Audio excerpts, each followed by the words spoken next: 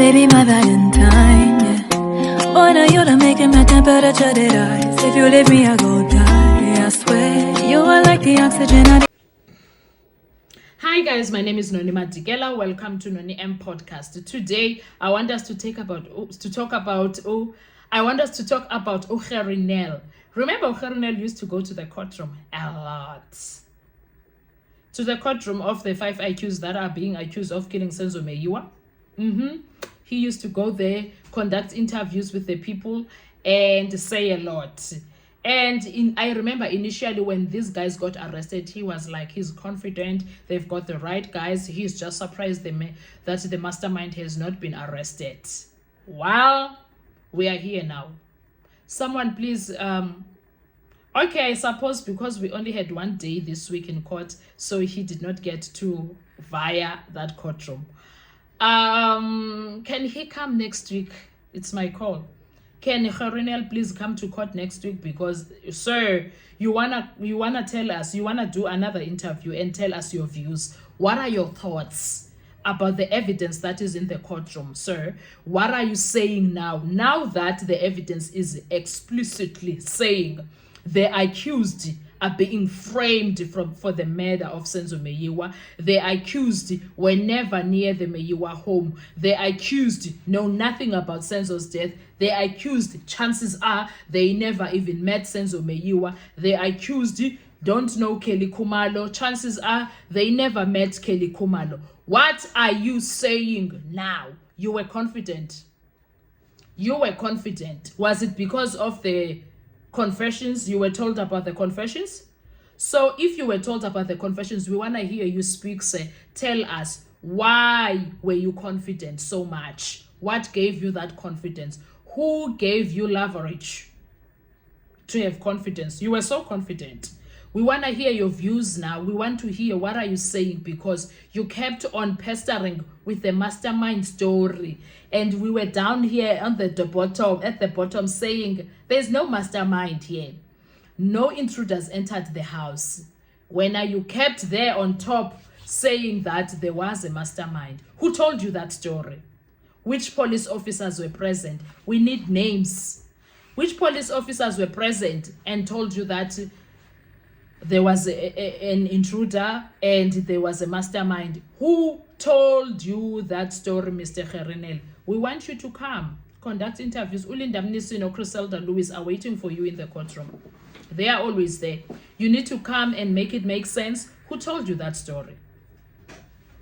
Because now, where we are, the evidence is not evidencing for the state, it's evidencing for the release of the accused from this case. So, Nitini, what are we gonna do? Gerrie, we wanna hear your views, sir. We wanna hear what do you think now. Now that we are here and seemingly, no, it's not seemingly. There is no case against the accused. The watertight case that you, Bekikele, and others were saying you have against the accused, where is it? What was that all about? Did you see the evidence, sir? Or you were just informed? Was it a verbal communication? Or there were documents that you were shown? Now I want to hear an interview that is done by Gerrie, whereby he is going to give us a scope of what happened then, what's happening now, what happened then in the midst of it all, what happened, and currently, what are his thoughts about what's happening in the courtroom? He really needs to come out. What are the Meyiwas saying to him right now? I want to hear also that. What are the Meyiwas saying to him now? Because Usifiso Meyiwa had a standpoint. He said, they may be hitmen, but they did not hit on my brother. They have nothing to do with this crime. No, I refuse. He refused point blank. So, guys, here we are. I want to hear your views about the whole situation. Now that we are here, what are you saying, Gerrie? I don't foresee Ubekicele coming out and doing an interview saying we made a mistake. Nah, it's not his style. Owning up is not his style. He won't own up to that. No. He won't even comment to the matter, apparently. He might never.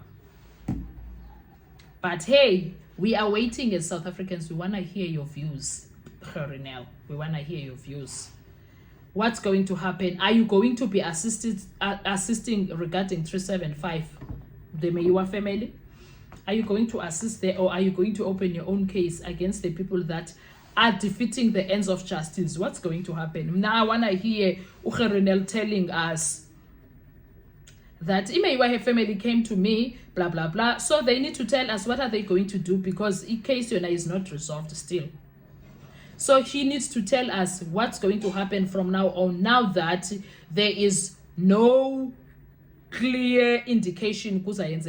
So he must clear things up and tell us, is he going to work with the police officers that are working on case 375? How is he going to assist the Meyiwa family regarding that? How is he going to move everything forward? How anything is going to happen right now? So he needs to tell us all of that, because wow, we are here and things are bad. Anyway, guys, I'm going to put a clip of Gerrie and his interview somewhere here. Thank you so much. I'll see you on our next video. Bye-bye. Was it a robbery? What was it? We've been briefed by the police to say this was not a robbery that went wrong. This was an assassination. So, the one outstanding aspect here, and we're disappointed that it hasn't happened yet, is to address the mastermind. Because if there's a hit, there's a mastermind. So we're confident and we agree, having gone through the evidence, that this is a hit. The 5 who are now accused, that you have the people who perhaps committed the crime, but you don't have the mastermind. Do you still stick by those words? I still stick by those rules. And I think it became more clearer, isn't it, with the evidence that we've heard so far, why I said it. And I still stand with it. I still think that we have the people that may be convicted on the evidence that I've seen of the murder, but then we have to really ask ourselves the questions why. And we still believe that it's not a robbery that went wrong, but rather a contract killing. Let's just go back to 2019 when AfriForum stepped in for the Meyiwa family, and it looked as though we were going to go ahead with a private prosecution. Just remind us what happened. Yeah, I think it's good that we get perspective of what happened. But 5 years after the murder of Senzo Meyiwa, the family walked into our office and saying that nothing happened. There's been promises by the Minister of Police, promises by police generals that something will happen, but nothing happened. So what we then did is they briefed us to support them.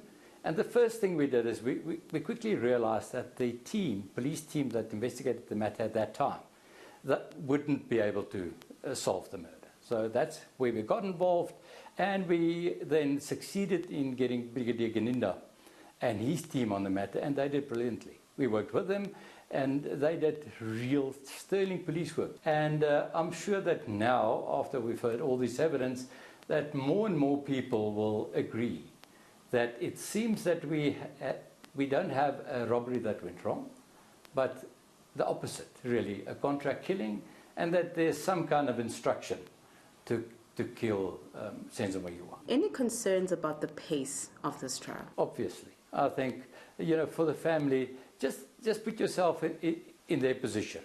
Put yourself in the position of the mother of the deceased, the mother of the deceased, having to wait this long just to get closure, to understand what happened. But as far as our clients are concerned, we shared our views with them from day one. They wouldn't have been surprised about what happened in the last week or two in court, because we shared with them our views, and they accepted our views, although there are lots of other views. How crucial then are these alleged confessions that we're hearing in the trial within a trial? Let's first give perspective, and I'm glad you're asking a question, because the evidence was led in a trial within a trial. That's only admissible in the trial within a trial. It's not admissible in the proper trial. You've praised Brigadier Bongani Geninda for the work that's been done in the evidence that's been collected so far, but he's been accused of being a dirty cop. I'm not saying he's not or he is, but what I'm saying is I've learned through lots of experience with prosecuting matters that if the going gets tough, an accused will do whatever they can not to be convicted, or, to get evidence that should be admitted thrown out of court. I'm not saying it happened in this case, but what I'm saying is I'm not surprised. I'm not surprised by allegations that Brigadier Ganinda is a dirty cop. But let us wait till the end. Can evidence that you speak about, like cell phone records, be manufactured? Can it be fabricated? Circumstantial evidence is stronger than eyewitness evidence, because circumstantial evidence is a fact. It's lots of facts, small facts, that you take into account, and exactly you may then make the inference that you say.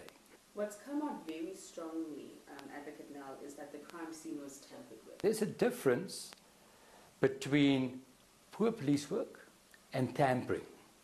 So I'm not saying what happened in this particular instance, but I'm sure, and I've, through years of experience, the court will have to decide. Advocate Beloy, as far as I'm concerned, is doing a very good job in prosecuting this matter. I would have perhaps prosecuted other people and more people that I'm saying, and I've said that from the start. Does Senzo's mother still hold the same position? Does she believe that these 5 men have a case to answer to? She is a very brave lady, and she indicated to us, tell me the truth, tell me what you think, tell me why you think it, and that's what we did. And based on the way we explained to her, she really trusts us in explaining to her what happened and trying to make sense of the trial. It's very difficult. If you've never been involved in a matter and you're emotionally involved, and your son was killed, and your son was a sportsman, and the family all looked up at him. It's very emotional. But I do believe, sitting where I'm sitting here talking to you, that they trust us in our view, that the 5 people before court should be prosecuted. Very interesting revelations coming out within a trial, in terms of the mastermind, this contract killing, pointing to somebody who was in the house, being Kelly Khumalo. What are your thoughts? Well, again, I'm not commenting on the evidence that was led. But what I'm saying is, from the start, it was clear that we're not dealing with a robbery that went wrong, and that there was something else.